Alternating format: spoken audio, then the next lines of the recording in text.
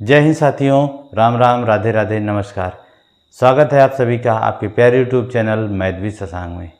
साथियों, हम लोग प्रतिशत टॉपिक पढ़ रहे थे। आपको 3 क्लासें मिल चुकी हैं। आज आपकी अगली क्लास है जिसमें आपको कल परसों की क्लास का क्वेश्चन कराएंगे, फिर आगे बढ़ेंगे आज नए टॉपिक पे। तो चलिए साथियों। और हाँ दोस्त, बीपीएससी का पेपर हो गया, बिहार शिक्षक का पेपर हो गया। पेपर देख के मज़ा आ गई। जो कुछ भी पढ़ाया जा रहा है उससे बाहर का सिलेबस में पेपर नहीं आ रहा है, तो हमें भी खुशी मिलती है जब पढ़ाया आपको पेपर में मिलता है, और आपको भी खुशी मिलती है कि आप उसको पढ़ के गए हैं और आपके पेपर में आ रहा है। तो मुश्किल नहीं है कुछ दुनिया में, तू जरा हिम्मत तो कर। ख्वाब बदलेंगे हकीकत में, ख्वाब बदलेंगे हकीकत में, तू जरा कोशिश तो कर। तो इन्हीं कोशिशों के साथ आपको मैं बहुत बहुत शुभकामना देता हूं कि आपका रिजल्ट अच्छा हो, आपका भविष्य उज्जवल हो। और चलिए इसी के साथ हम क्लास की शुरुआत करते हैं। क्लास में आपके सामने बोर्ड पर 2 क्वेश्चन लिखे गए हैं, ज़रा इनके आप आंसर बताने की कोशिश करिएगा। तो जैसे पहला प्रश्न है, एक वर्ग की भुजा 10% बढ़ाया जाता है तो उसके क्षेत्रफल में कितने प्रतिशत की वृद्धि होगी? उसके क्षेत्रफल में कितने प्रतिशत की वृद्धि होगी? यहाँ पे लाइट आ रही है, चमक रहा है, इसको हम थोड़ा आगे पीछे कर देते हैं क्योंकि फ्लैश ऑन होने से थोड़ा सा ये हो रहा है इधर उधर। तो हम इसको ऐसे लिख दिए भाई, जरा सा, ठीक है, ध्यान से देख लीजिएगा। दिख रहा आप? एक वर्ग की भुजा प्रतिशत बढ़ाया जाता है तो उसके क्षेत्रफल में प्रतिशत वृद्धि होगी। आप जानते हो भैया, मित्र, बंधु कि वर्ग का क्षेत्रफल होता है भुजा का स्क्वायर, भुजा का स्क्वायर। यानी अगर हम लंबाई बढ़ाएंगे तो स्वतः ही उसकी चौड़ाई बढ़ेगी। तो जब स्वतः ही बढ़ रही है तो यानी कि इसी प्रतिशत की वैल्यू 10% 2 बार, और जब 2 बार बढ़ गया तो हमें सक्सेसिव लगाने से कोई लाल पैदा नहीं है कि जो रोक दे। यानी यही एक वैल्यू 10% वाली लेकर हम सक्सेसिव पे चल जाएंगे। जब आपसे पूछे कि वृद्धि या कमी होगी तो जो वैल्यू दी है उसी को सक्सेसिव पर लेके चले जाइएगा। बढ़ा रहा होगा तो जोड़ लेंगे, घटा रहा होगा तो कम कर देंगे बाबू। चलो 10 प्लस फिर से 10, 10 प्लस 10, फिर 10 गुणे 10,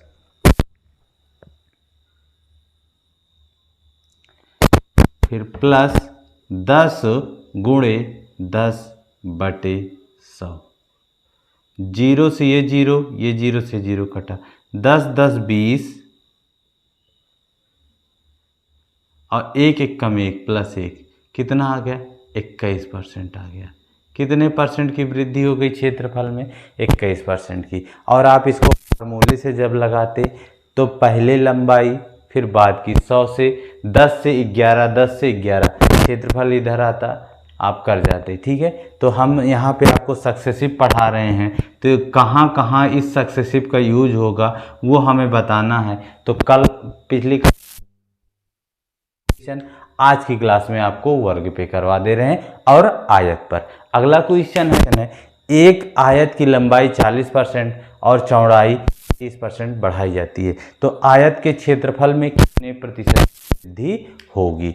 तो दोस्त मेरे, भाई मेरे, अब आपको सक्सेसिव यहाँ पे भी लगा लीजिएगा, कोई नहीं रोक सकता। तो सक्सेसिव लगाओगे, 40 की वृद्धि हुई, फिर चौड़ाई में 25 की वृद्धि हुई, 40 प्लस 25 प्लस 40 गुणे 25 बटे 100। अब आप जानते हो, काट दो, 25 से कम 25, 25 चौके 100, और 4 दहम्मा 40। तो 25, 40, 25, 65, और 10 एक कम 10, 10, ये जोड़ दीजिए तो 65 प्लस 10 बराबर हो गया 75%। तो आयत के क्षेत्रफल में कितने प्रतिशत की वृद्धि हो गई मेरे भाई? 75% की वृद्धि हो गई। समझ गए तो ये थे आपके पिछली क्लास सक्सेसिव कहाँ कहाँ लगती है उस पर आधारित 2 प्रश्न। चलिए आज आगे बढ़ते हैं अगले टाइप की तरफ और आज आपको पढ़ाते हैं आय और व्यय से संबंधित प्रश्न जो प्रतिशत में आपसे पूछता है। तो चलिएगा बढ़ते हैं हम इनकम, एक्सपेंडिचर और सेविंग की तरफ। चलिए दोस्त, आगे टाइप है कि आय और व्यय से संबंधित जो प्रश्न आते हैं। आय और व्यय, देखो आय का मतलब होता है हमारी इनकम से। इनकम, आय का मतलब क्या होता है हमारी इनकम से, हम कितना पाते हैं, इनकम, ठीक है। और व्यय का मतलब होता है खर्च, कितना हम करते हैं। हमारे बहुत सारे खर्च होते हैं किसी किसी के, और किसी किसी का कुछ भी नहीं खर्च होता, उसको हम कहते हैं चूहुट, कंजूस, मक्खी चूस, ठीक है। उस देखो व्यय होता है, व्यय या कहीं कहीं खर्च लिखा होता है, इसका मतलब होता है एक्सपेंडिचर, स्पेलिंग देख लीजिएगा, ठीक है। इसके बाद आता है आपका बचत, जिसको हम क्या कहते हैं, सेविंग कहते हैं, सेविंग। हम आपको किसी दो दे दें तो हम पता करनी हो कि मेरी आय कितनी है, मेरी आय कितनी है, आपको पता नहीं है कि मेरी आय कितनी, अपना आप खर्चा बता दीजिए, आप कितना महीने का खर्चा करते हो और कितना बचाते हैं, ये 2 चीज़ आप हमें बता दीजिए तो हम आपकी क्या बता देंगे, आय की आप महीने में कितना देते हैं। सर कहोगे सर हम ऐसे थोड़ी बता पाएंगे, आप हमें 2 चीज़ बता दीजिए, क्या बता दीजिए, आय बता दीजिए, खर्चा बता दो, आप महीने का कै रुपया खर्चा करते हो और कै रुपया बचा के रखते हो, तो 2 चीज़ आप बता दीजिए तो हम आपको बता देंगे कि आप कितना कमा के लाते हो। यहाँ से 2 चीज़ हो गई। अच्छा चलो हम कहे कि बच्चा मेरी बचत बता दो कितना है, फिर आप कहोगे सर आप अपनी सैलरी बता दो और आप कितना महीने का खर्चा करते हो, तो हम बता देंगे कि आप महीने में कितना बचाते हो। तो जब आपसे बचत पूछेगा तो आय में से खर्चा को घटा देंगे, ठीक है। हमने कहा कि अच्छा बताओ मेरा बच्चा खर्चा महीने का कितना है, तो आप कहोगे सर आप अपनी आय बता दो और अपना बचत बता दो, तो हम निकाल के आपको बता देंगे कि आप महीने का कितना खर्चा करते हैं, ठीक है। तो अगर हम इन सभी की बात परसेंटेज में करेंगे तो इनकम हमारी हमेशा कितनी होगी, 100% लेके चलना। कितना लेके चलना भैया, 100% लेके। उसके बाद जो भी है, और यहाँ पे आपका 2 चीज़ पूछता है, एक लगातार मतलब कहता है कि 10% यहाँ, 15% यहाँ, 10% यहाँ, 15 यहाँ, 20 यहाँ, 25 यहाँ, ऐसे किया। और एक होता है शेष का, शेष का। तो 2 तरह से यहाँ आय और व्यय से प्रश्न बनता है। तो पहले आपको साधारण वाले में करवाऊंगा, फिर आगे शेष वाले करवाऊंगा। तो देखो अब जैसे आय हो गई, मान लीजिए मेरी आय हो गई कितना, 100% हो गई। अब एक्सपेंडिचर सीधे दे सकता है कि खर्चा इसका दे दिया, इसका खर्चा है 73%, कुल टोटल खर्चा कितना है, तो इसकी बचत बता दो कितनी होगी। तो आप क्या करोगे, आय पता चल गई ना, मैंने कहा 3 में से 2 चीज़ें आपको पता चल जाए तो तीसरी आप स्वतः ही निकाल सकते हो। आय कितनी लेके चलेंगे, 100% लेके चलेंगे। खर्चा कितना है, 73% है। तो बचत पूछेगा तो बचत क्या करेंगे, 73 को 100 में से घटा देंगे तो 27% आ जाएगा। तो सेविंग इसकी कितनी हो गई, 27% की हो गई, ठीक है। अब इसी के साथ साथ आपको थोड़ी सी प्रश्न में वैल्यू भी दे देगा किसी एक, और आपसे दूसरी चीज़, तीसरी चीज़ कुछ भी पूछ सकता है। तो मैं इसको प्रश्न की तरफ ले चलता हूँ। हाँ लेकिन उससे पहले अब आपको देखो खर्चे में क्या क्या आप क्या सकते हैं, जैसे मोबाइल का खर्चा, बाबू सोना का रिचार्ज का खर्चा, ठीक है, खाने का खर्चा, किराया हो गया, पढ़ाई हो गई, घूमने का हो गया, मोबाइल गाड़ी पे हो गया, मेकअप पे हो गया। जो बहू पोतारा थी, शादी ब्याह में चला जाता देख लिया लड़कियन का इतना मेकअप पोतार के जाती, इतना लगाए के जाती कि अगर वह धोवत थी घरे पे जाके तो नाली में सवेरे देखा पंडोएम जमा रहा था, ठीक है। अगर उनके एक मेकअप उतार दे तो एक लेयर उतर जाता है, मेकअप लगाए के बाद जेका देखे रहा, मेकअप उतारे के बाद अगर ओका देखा था तो पहचान न पूबा का और नहीं रही ही का फल फूल लेके आए। जो भी आप करते हैं वो सब आपके क्या हैं, खर्चे हैं। खर्चे के बाद आप जेब में अगर 10,000 कमाए, जेब में आपके 100 रुपया बच रहा है महीने के अंत में या महीने भर में, तो वही 100 रुपया आपकी बचत है, बाकी 9,900 रुपये क्या हो गई आपकी, खर्चा हो गई। चलिए प्रतिशत में दे सकता है, जैसे 10%, 20%, सबका तो क्या कर लीजिए, जोड़ लीजिए। या सीधे सीधे दे सकता है कि एक व्यक्ति है उसका खर्चा इतना परसेंट है तो उसकी बचत बता दो। तो 100% आय होती है, 73% खर्चा कर दिया तो घटा दिया 73। 100 को 73 में से 100 में से 73 को क्या कर दिया, घटा दिया, तो 27% आ गया, जो कि क्या हो गई, बचत हो गई। समझिए। ये अभी आपको ले चलते हैं क्वेश्चन की तरफ, एक प्यारे से छोटे से मुन्ने से नन्हे। चलिए, जैसे पहला क्वेश्चन लिखा है कि रोहन अपनी मासिक आय का 54% खर्चा कर देता है और वह 4600 रुपये बचाता है, तो रोहन की मासिक आय कितनी है। रोहन की मासिक आय कितनी है। तो देखो बच्चा, यहाँ पे सबसे पहले हम आपको बताए हैं कि आय को क्या ले लीजिएगा, जब आय पूछे या न दिया हो तो आय को 100% ले लेना। आय को कितना लोगे, 100% ले लिया, तो रोहन की इनकम को हम मान लेते हैं कि 100% थी, जिसमें से वह 54% खर्चा कर देता है। तो 54% घटा दीजिए, कितना आ गया, 46% आ जाएगा। तो ये जो 46% आ रही है उसकी क्या होगी, बचत होगी, उसकी क्या होगी, सेविंग होगी, है ना।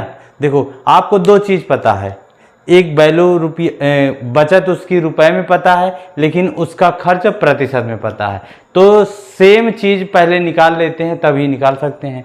तो हम क्या करते हैं, उसकी बचत को प्रतिशत में निकाल लिए कि कितना प्रतिशत वह पैसा बचाता है। अब बचत को प्रतिशत में निकालने के लिए हमें क्या करना पड़ेगा, आय में से खर्च को घटाना पड़ेगा। आय हमें दी नहीं गई थी तो आय को हम 100% ले लिए। आय को हम क्या ले लिए, 100% ले लिए। जब आय हमारी 100% हो गई तो उसमें से 54% को क्या कर दिया, माइनस कर दिया। माइनस कर दिया तो कितना आ गया, 46%। 46% उसकी बचत आ गई। ठीक है। अब 46% की वैल्यू आपको दी गई थी, कितना, 4600 रुपये। 46% की वैल्यू दी गई थी, कितना, 4600 रुपये। तो 46% बराबर 4600 रुपया हो गया। तो काट दीजिए, तो 1% बराबर कितना आ गया, 100 रुपया आ गया। 1% बराबर कितना आ गया, 100 रुपया आ गया। ठीक है, 1% बराबर 100 रुपया आ गया।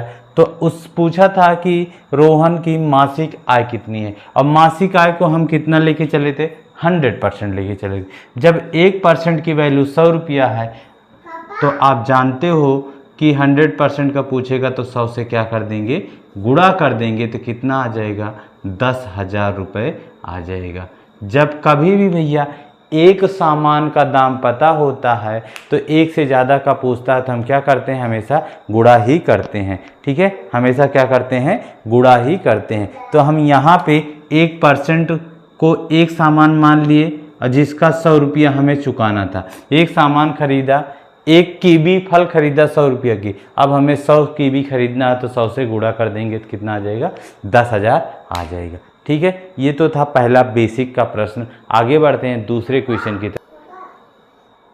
चलिए दोस्त, अगला क्वेश्चन है कि सुमित अपनी आय का 15% बचाता है। यदि उसका मासिक खर्च 17,000 रुपये है तो उसकी मासिक आय बताइए कितनी है। तो अब देखो इसमें भैया वैल्यू बचत की प्रतिशत में दी गई है और खर्चा रुपया में दे दिया गया है। तो वही काम करिए आप, सबसे पहले सुमित की आय को ले लीजिए। आय कितनी ले लीजिए सुमित की, इनकम को 100% यानी 100% ले लोगे। अब आपको पता है भैया दो चीज़ प्रतिशत में, एक आय प्रतिशत में पता हो गई और एक बचत प्रतिशत में पता हो गई। बचत कितनी है आपको हम एक एक चीज़ लिख के दिखा रहे हैं, इसीलिए बता रहे हैं कि आराम से एकदम सीखिए। बचत कितनी हो गई, 15% हो गई। आय प्रतिशत में 100 होती है, बचत 15% दी गई है।